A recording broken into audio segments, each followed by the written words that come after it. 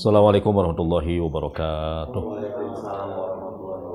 Alhamdulillah. Salatu wassalamu ala rasulillah sayyidina wa habibina wa syafi'ina wa mawala la hawla wa la quwata illa billah. Subhanaka la ilma lana illa ma 'allamtana innaka antal alimul hakim.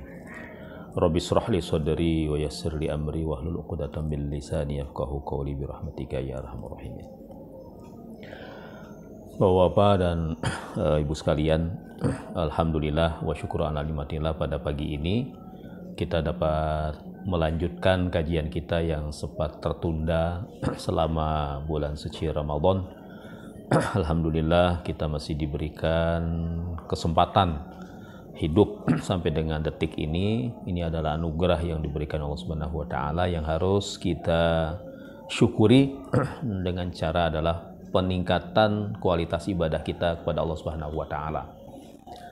Tidak sedikit saudara-saudara kita yang telah mendahului kita. Ada yang seumuran sama kita sudah tidak ada, teman SD, teman SMP, teman SMA, teman kuliah dan lain sebagainya, tetangga kita. Bahkan ada yang di bawah umurnya dari kita. Oleh karena itu ketika Allah berkehendak maka waktunya bisa hadir kapan saja. Wa idza jaa ajaluhum la yastakhiruna sa'atan wa la yastaqdimun. Jadi kalau ajal itu sudah tiba, tidak menunggu besok atau lusa. Hari ini Allah cabut nyawa kita, maka itu adalah hak prerogatif dari Allah Subhanahu wa taala. Kullu nafsin dha'iqatul maut wa innama tuwaffawna ujurakum yaumal qiyamah. Setiap yang bernyawa itu pasti mengalami kematian. Oleh karena itu bukan untuk menakut-nakuti, tetapi itu adalah sebuah kepastian. Ya, ketika kita lahir, kita berkehidupan dan akhirnya juga ada akhirnya gitu. Ada awal dan ada akhirnya. Masalah akhirnya kapan? Ya, itu semua adalah rahasia Allah Subhanahu wa taala. Ada yang sakit bertahun-tahun, gak mati-mati juga gitu kan.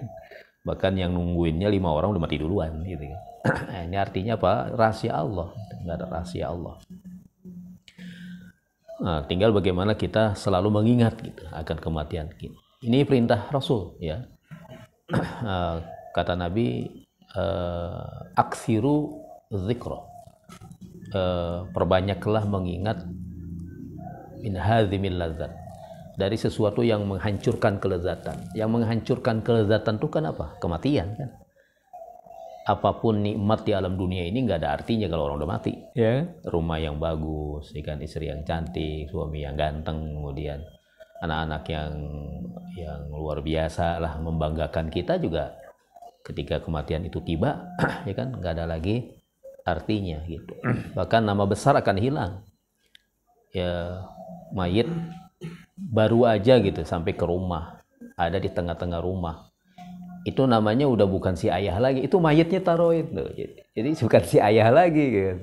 Bukan si ibu lagi, si ibu itu mayitnya. Jadi udah berubah. Baru aja kan, baru yang meninggal dari rumah sakit dibawa ke rumah. Itu di rumah udah berubah gitu, udah berubah. Orang manggilnya udah, gimana mayitnya udah mandiin belum? Gitu kan, udah bukan lagi mana Pak Arif itu, Pak Aif gitu kan, bukan begitu kan. Mayitnya udah dimandiin belum gitu. Itu udah. Ini pengingat kita, pengingat kita, dan kita diperintahkan untuk selalu mengingat itu, gitu, mengingat itu. Tapi saya pernah mengatakan jangan salah penempatan. Ketika kita kerja di kelurahan ini bersemangat, ya kan? I'mal li dunyaka ka'annaka ta'ishu abada. Berbuatlah amalan-amalan dunia ini seakan-akan kita hidup selamanya, kan pernah saya sampaikan. Wa amal li akhiratika ka'annaka tamutu qada. Beramal untuk amalan akhirat seolah-olah engkau mati besok. Nah itu, jadi jangan salah penempatan ya. Kalau lagi ngurusin masyarakat, Pak Amir jangan ingat mati ya. Saya kerja yang benar gitu kan. Tapi kalau waktu zuhur sudah tiba, ingat mati. Artinya ya Allah, saatnya saya untuk beribadah ya. Saatnya untuk kita sholat ya. Sholat ini menjadi barometer seseorang. Diukur keimanan seseorang itu dengan sholatnya gitu. Makanya tolong sholat jangan sampai ditinggal. Seberat apapun yang kita hadapi saat ini, selagi masih nyawa terkandung di badan kita, jangan pernah kita meninggalkan sholat, ya kan? Ya kan, semua sudah dikasih keringanan sama Allah. Kita nggak bisa berdiri, silakan kan. Mau duduk juga, nggak bisa duduk, silakan kan. Mau berbaring juga kan. Kita mau bagaimana silakan lah. Yang penting bahkan sampai dengan ya kan kita masih mengingat-ingat kedap-kedip ya gitu. Allahu Akbar itu juga udah menjadi saking memang apa wajibnya sholat gitu, wajibnya. Oleh karena itu jangan pernah kita tinggalkan. Ya kan kita berpikir gini, beunghar henteu di alam dunia, kekurangan iya banyak kita kan, gaji nggak seberapa, kehidupan biasa-biasa aja, atau beunghar di akhirat atau kayak kita di akhirat, artinya pundi-pundi amal kita kumpulkan gitu di akhirat, pundi-pundi amal itu. Ada analogi yang mungkin mudah untuk kita cerna ya, seperti kita punya uang 1.000 rupiah. 1.000 rupiah ini kan nolnya 3, ya kan? Angkanya satunya cuma ada 1, nolnya ada 3. Nah kalau 1 ini ibaratnya sholatnya gitu. Nah nolnya ini mungkin kita berbuat baik sama orang, sedekah. Yang kedua mungkin ya kita berbuat baik lainnya, silaturahim. Mungkin berbuat baiknya seperti ini, ikut pengajian gitu kan, terusnya ini 3 lah katakanlah. Sholatnya enggak, mau nolnya banyak juga nggak ada artinya gitu. Jadi nggak ada artinya. Jadi sholat ini menjadi barometer, menjadi barometer seseorang. Oleh karena itu sholat ini amanah untuk bisa kita laksanakan sama-sama untuk saling mengingatkan. Jadikan sholat ini bukan sebagai sebuah kewajiban yang menekan gitu kan. Ini gaji zuhur deh. Asatnya menekan amat gitu, beban amat gitu. Terus ya lagian enaknya kerja, asar deh. Jangan, tapi jadikan sebuah kebutuhan, ya kan, kebutuhan. Artinya kalau kita lapar kan, makan kan butuh sama nasi, ya kan, kita butuh sama air, kita butuh sama lauk pauk, kalau kita butuh gitu. Jadi kita butuh gitu. Kan makan nggak ada yang memaksa kan, kudu udah hargi nggak ada kan, makan tuh ya kita makan ya kan karena kebutuhan. Sholat tuh jadikan kebutuhan gitu, jadikan kebutuhan. Nah dari sholatnya beres baru nanti yang lainnya akan beres. Kita punya modal 1 dulu gitu, punya modal 1, maka kebaikan-kebaikan yang lain akan ditabung gitu, akan disimpan, dan nanti mazra'atul akhirah. Dunia mazra'atul akhirah. Dunia ini sebagai cocok tanamnya di akhirat. Panennya nanti di akhirat kita raih, dan peluang berbuat kebaikan di wilayah lebih besar dibandingkan dengan yang di lain, ya kan?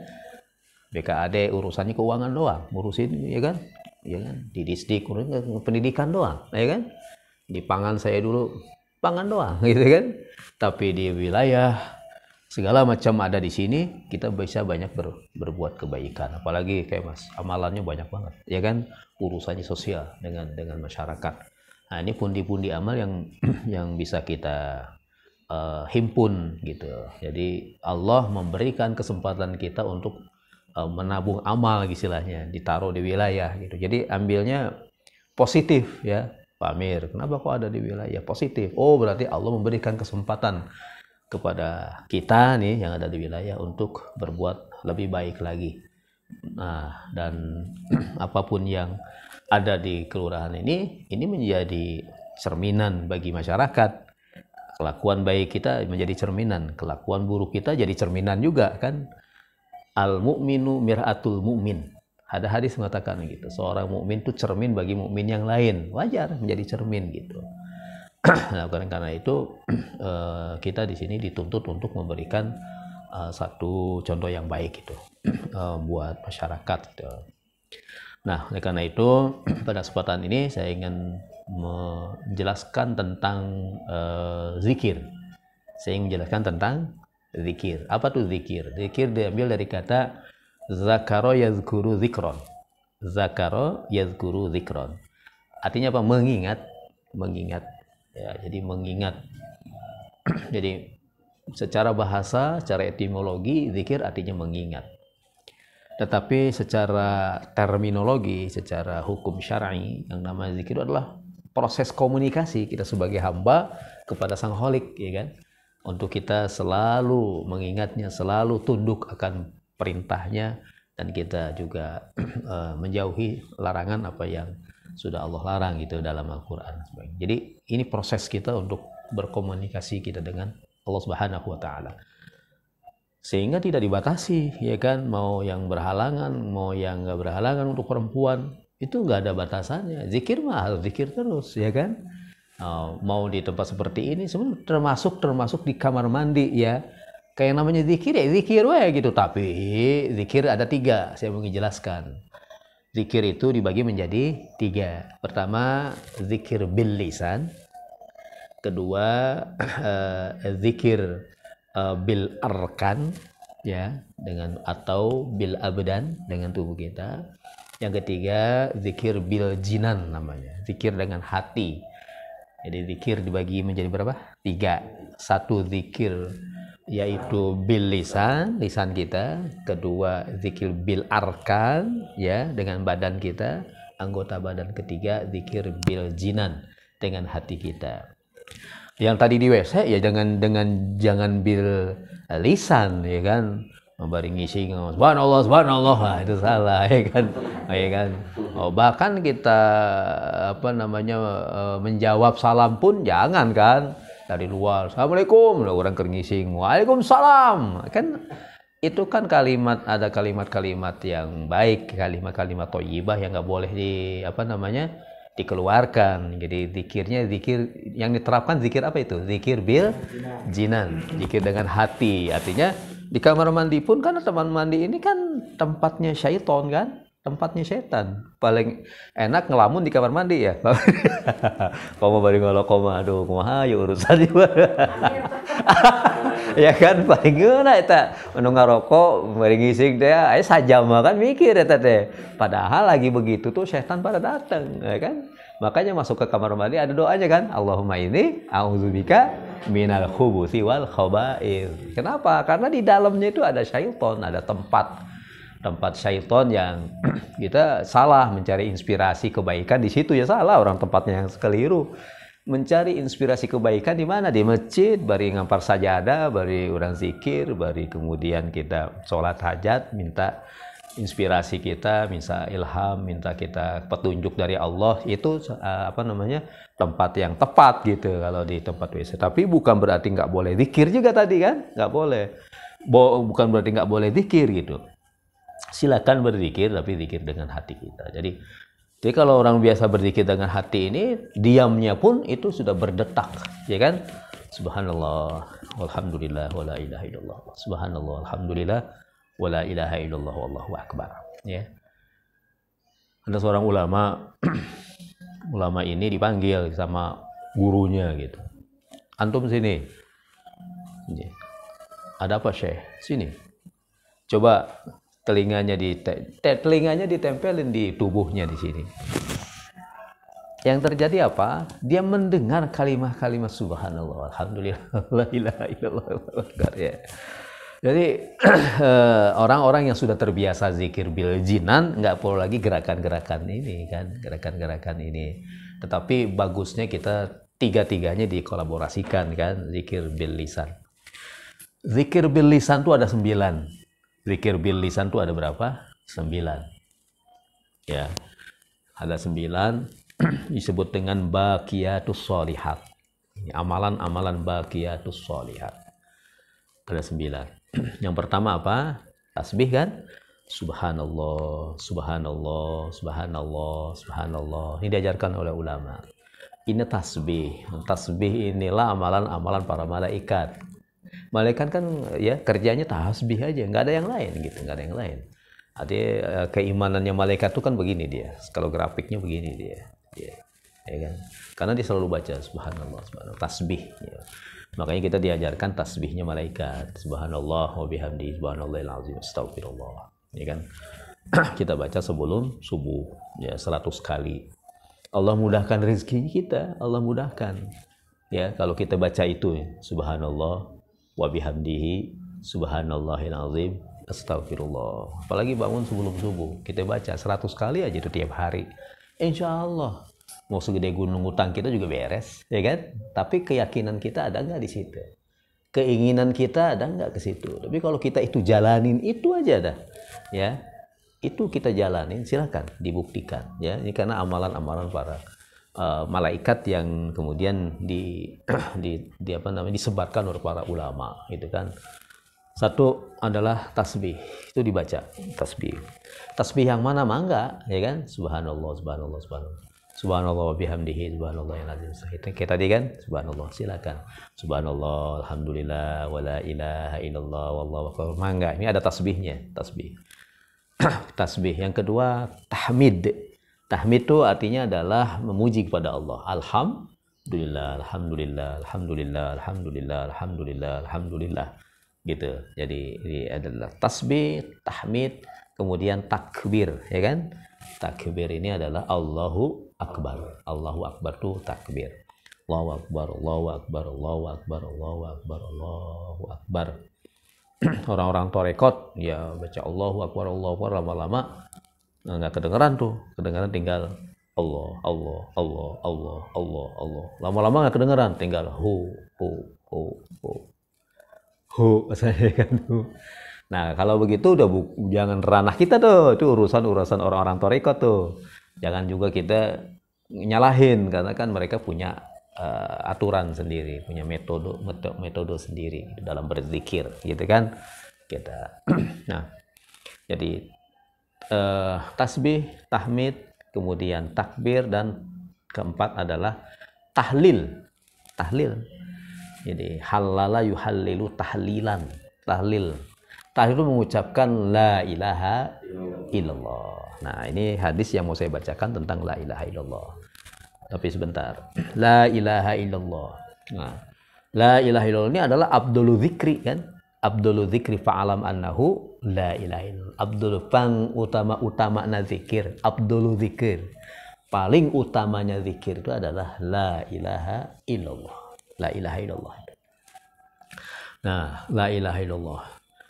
Subhanallah, alhamdulillah, ya, kemudian Allahu Akbar, kemudian la ilaha illallah, kemudian hauqalah, la haula wala quwata illa billah. Hauqalah ini, la haula wala. Tuh, 5.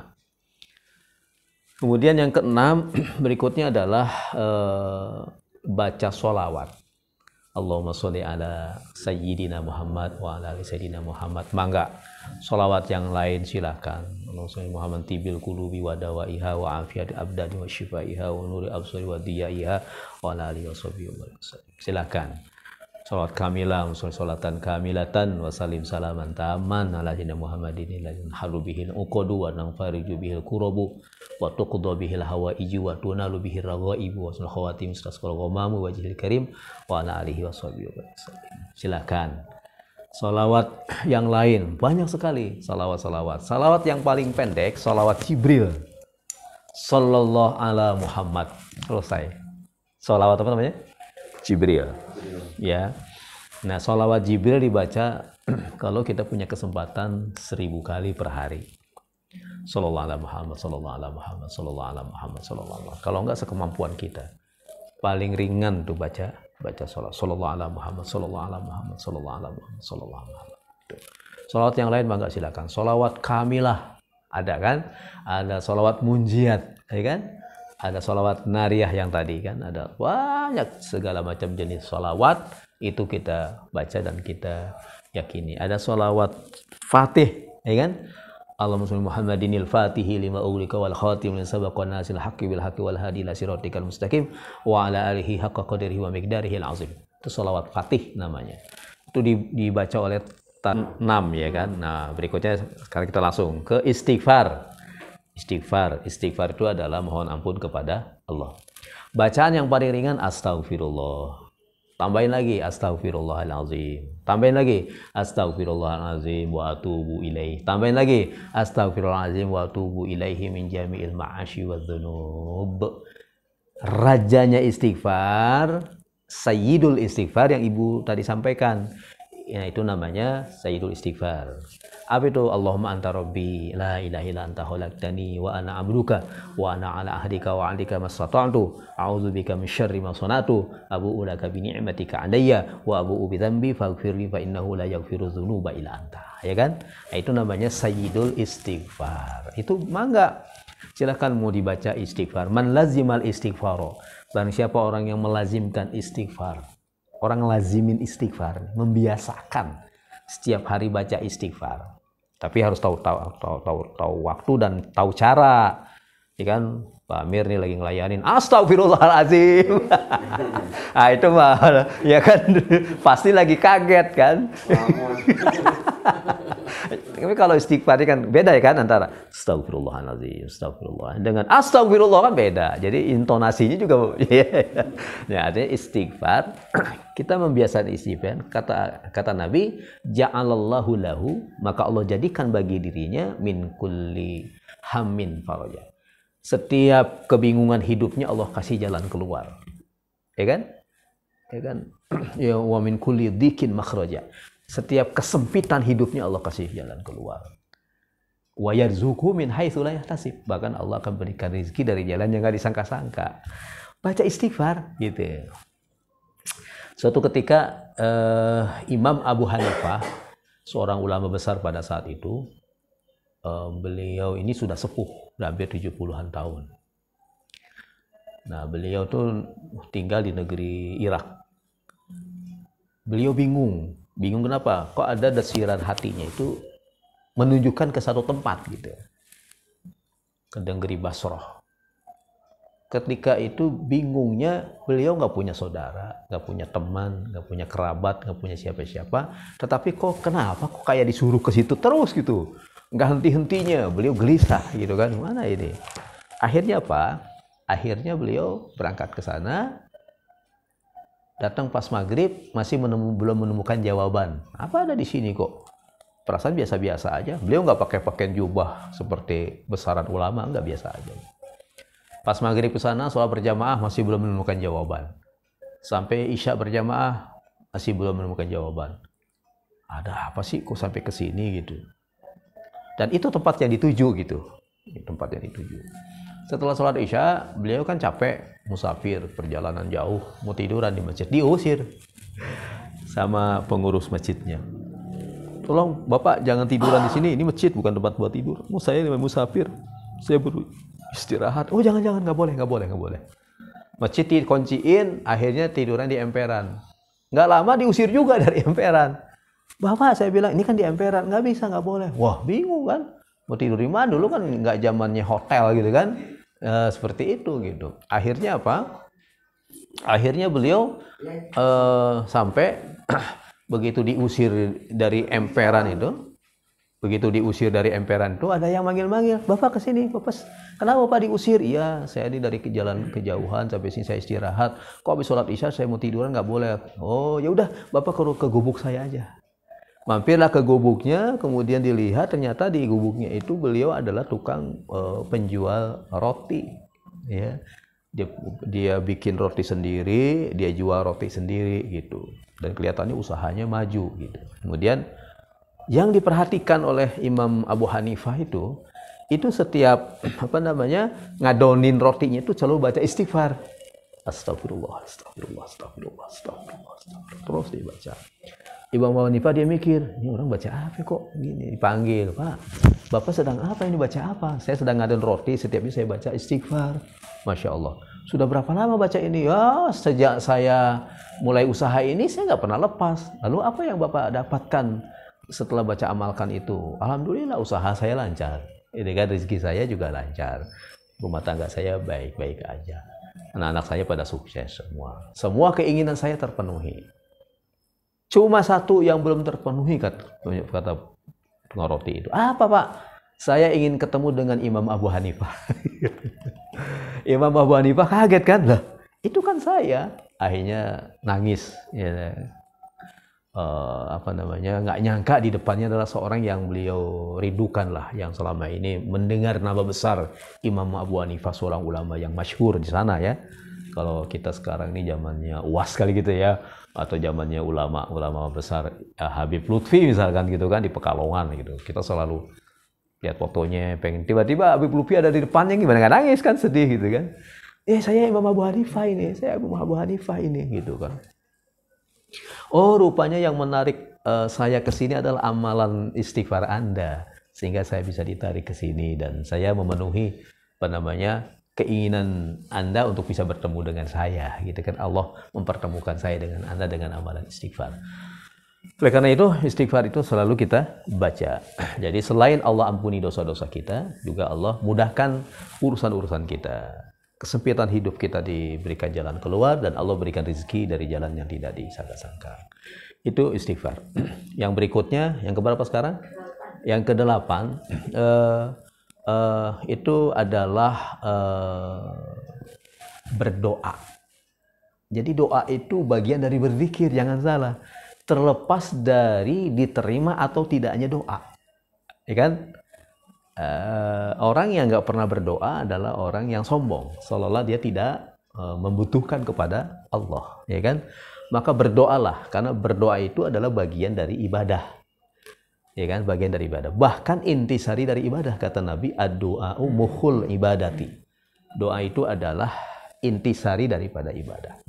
Nah, oleh karena itu kita berdoa udah berpahala itu, terlepas dari diterima atau tidaknya itu adalah. Makanya kita berdoa adalah bagian daripada berzikir. Wa idza sa'alaka ibadi anni fa inni qarib, kata Allah. Wa idza sa'alaka ibadi, apabila bertanya kepadamu Muhammad, ibadi hambaku anni, tentang aku, ya kan? Kata Nabi, fa inni qarib, sesungguhnya aku ini adalah dekat. Jadi kita diperintahkan untuk apa? Berdoa kepada Allah. Jadi persoalan-persoalan apapun yang kita hadapi, mohonlah kepada Allah. Jadi jangan kemana-mana kita nyanyi lari-lari jauh ke Mbah Jamrong, Mbah Dukun, segala macam, nggak ada urusan. Ya kan, akhirnya urusan kita nggak beres.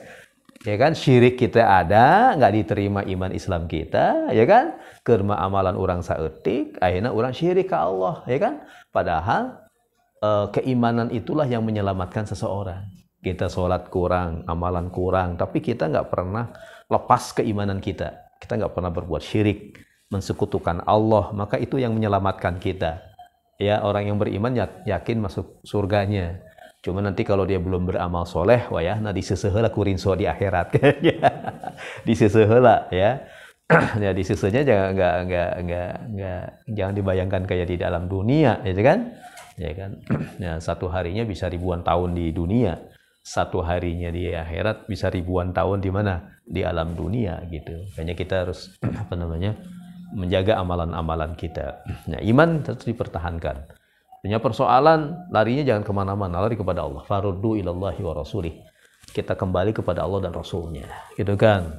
Ambil wudhu, kemudian kita sholat, munajat sama Allah, insya Allah. Asal yakin, selamatkan dirinya, gitu kan. Makanya banyak contoh-contoh orang selamatkan, Allah selamatkan seseorang karena dia berusaha untuk berbuat baik, gitu. Jadi yang berikutnya, yang terakhir ya, yang ke-9, yaitu membaca Al-Quran. Jadi yang 9 adalah membaca Al-Quran itu merupakan bagian daripada zikrullah, berzikir kepada Allah secara lisan, ya kan. Jadi saya ulangi, zikir itu dibagi menjadi 3.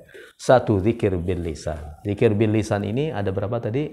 9. Ada 9. Tasbih, tahmid, apalagi takbir, tahlil, hauqalah, sholawat, apalagi istighfar, doa, baca Quran. Ini 9 macam. Nah, kita mau pilih yang mana? Silakan, dalam artian banyakin. Di antara 9 ini kita banyakin. Yang penting istiqomah, mudawamahnya yang penting. Dan yakinan seyakin-yakinnya, sepenuh-penuhnya keyakinan. Ya kan? Keyakinan. Ya kan? Saya mungkin pernah cerita orang yang terbiasa pusing, biasa makan bodrek, ya kan? Nah, biasa makan bodrek, kemudian pusing dikit bodrek gitu. Dan bodrek itu selalu taruh di meja gitu. Suatu ketika dia berangkat aja gitu, di tengah jalan dia pusing, akhirnya di kantong dimakan aja. Sampai ke ruangan lagi, loh ini bodrek ada di sini. Nggak taunya yang dia makan kancing. Jadi kancing copot gitu kan. Dikiranya bodrek tapi sembuh, ya. Tapi sembuh, ya kan? Sembuh, riutna sembuh. Kenapa? Yakin gitu kan? Yakin kesembuhan dari Allah melalui bodrek. Tapi jangan yakin kepada bodrek. Kalau yakin kepada bodrek ini syirik gitu.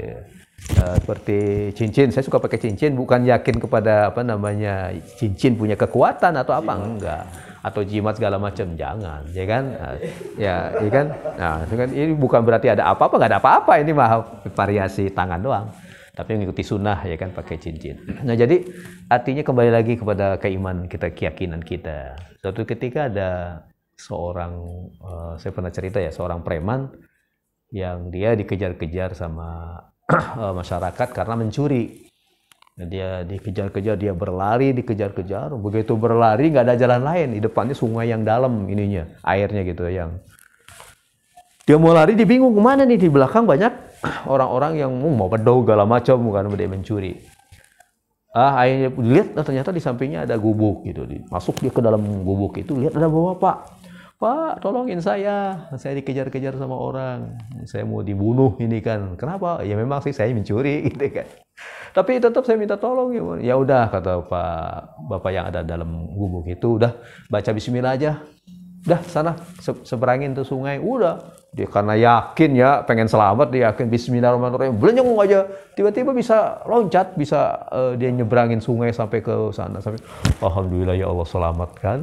Tinggal yang ngejarnya bingung, wah ternyata malingnya sakti juga nih kan, malingnya sakti juga gitu kan. Bismillah dari ini.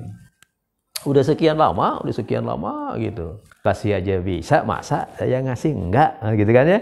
Jadi apa namanya, rugi gitu kan.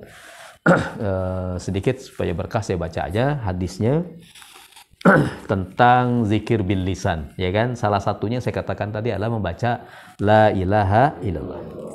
Qala Nabi sallallahu alaihi wasallam, man bermula barang siapa, qala yang berkata, kulla yaumin setiap hari.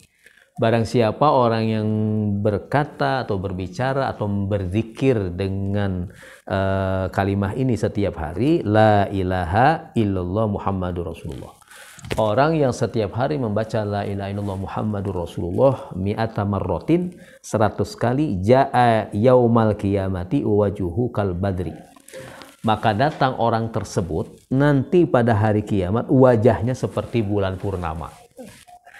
Setiap hari baca la ilaha illallah Muhammadur Rasulullah sebanyak 100 kali. Nanti datang pada hari kiamat wajahnya seperti bulan purnama. Jadi ini salah satu keutamaan di dalam membaca la ilaha illallah. Wa qala sallallahu alaihi wasallam abdul dzikri, ya, tadi yang sudah jelaskan ya. Yang paling utamanya berzikir adalah la ilaha illallah. Wa afdalud du'ai, dan yang paling utamanya berdoa itu adalah alhamdulillah. Jadi yang paling utama zikir adalah la ilaha illallah, yang paling utamanya doa adalah alhamdulillah. Makanya kalau berdoa itu harus diawali dengan hamdalah dulu, ya kan? Hamdalah dulu gitu. Ada orang yang memang tugasnya baca doa. Ya, setiap dibaca hamdasyakirin. Di tempat yang lain hamdasyakirin, di tempat yang lain hamdasyakirin. Itu yang datang itu juga.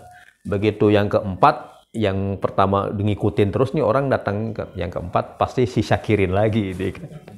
Karena dia ngucap syakirin, hamdasyakirin. Dan memang bacaan itu gitu yang bisa di salah satunya yang diutamakan, dan bentuknya bisa banyak, ya kan. Yang penting kalau baca doa itu adab-adabnya adalah pertama baca hamdalah. Alhamdulillahirabbil alamin. Terserah mau yang mana aja, hamdan syakir, hamdan naim, silakan. Yang penting alhamdulillah. Yang kedua, sholawat. Dibuka dulu nih doa kita sama sholawat. Dibuka dulu. Sholawat. Sholawat. Kemudian kita sebutkan asma Allah. Kalau kita minta rezeki, ya Allahu ya Razzaq, ya Allah engkau lah zat yang maha pemberi rezeki. Ya kan? Urzuqni, berikanlah aku rezeki. Ya kan? Bahasa Indonesia silakan dengan bahasa Indonesia kita baca. Setelah itu isinya gitu, isi dari doa kita apa? Ditutup lagi dengan alhamdulillah dan sholawat lagi. Jadi itu adabnya. Jadi jangan main langsung aja gitu kan. Kayak orang ya mau ke seseorang gitu, ada keperluan. Kan tiba-tiba ngomong aja. Gue pinjam duit dong, kan gak enak kan? Gue pinjam duit dong, kan pasti ngobrol dulu kan? Ngalir ngidul dulu segala macam, baru kesasaran gitu kan?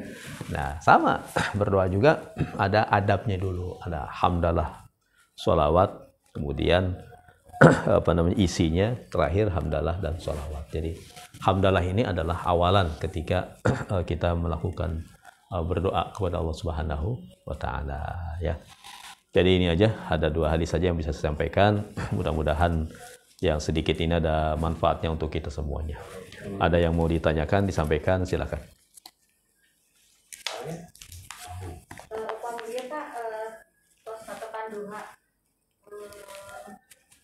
Kami ya, nganggur. Kan aku suka alhamdulillah tas langsung ke doa Allahumma inna doa yang doa duha ya, terus karena diawali dengan istighfar itu kita deh. mangga. Nah, jadi kalau mau komplit lagi tentunya dengan istighfar, syahadat, itu kan, sholawat, baru mulai doa. Itu lebih komplit lagi. Kalau ini dalam kaitan dalam konteks doa gitu. Kalau ke doa urutannya itu seperti itu. Urutannya seperti itu. Jadi ya, dan kalau dalam ibtidah itu ada 2. Ada ibtidah hakiki, itu bismillah. Jadi kalau kullu amrin dzibalin la yubda'u fihi bi bismillahirrahmanirrahim fahuwa abtar. Setiap sesuatu yang baik menurut pandangan agama nggak dimulai dengan bacaan bismillah, maka itu terputus berkahnya. Maka dimulai dengan bismillah. Ini artinya apa? Baca hamdalah. Nah, makanya ada orang sambutan ya, Bu ya. Sambutan. Itu jangan bismillah dulu. Bismillahirrahmanirrahim, yang terhormat.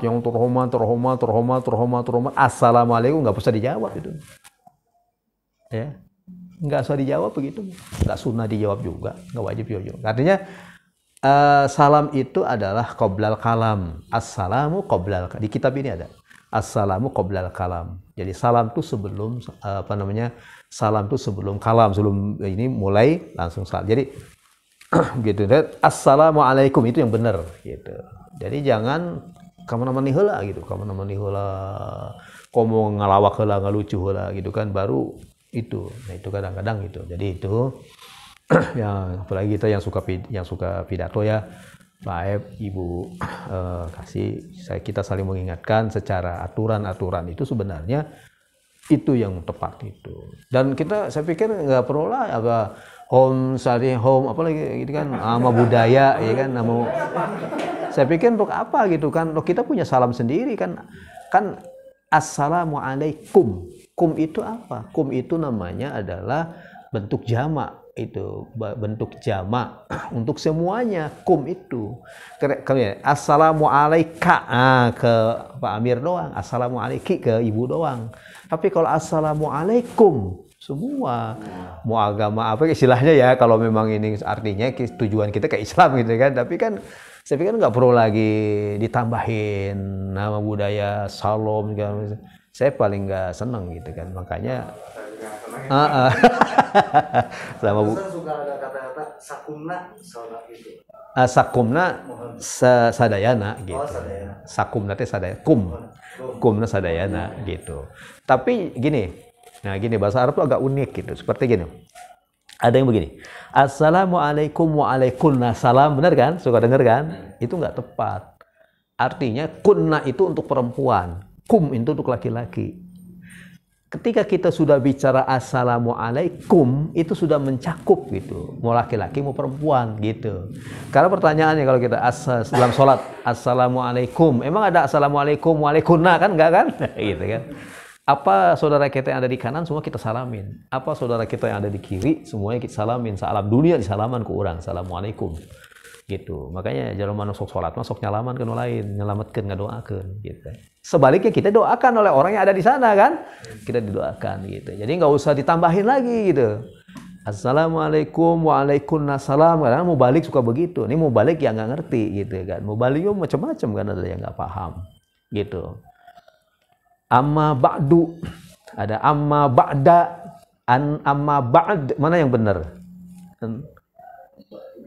Yang suka didengar yang mana?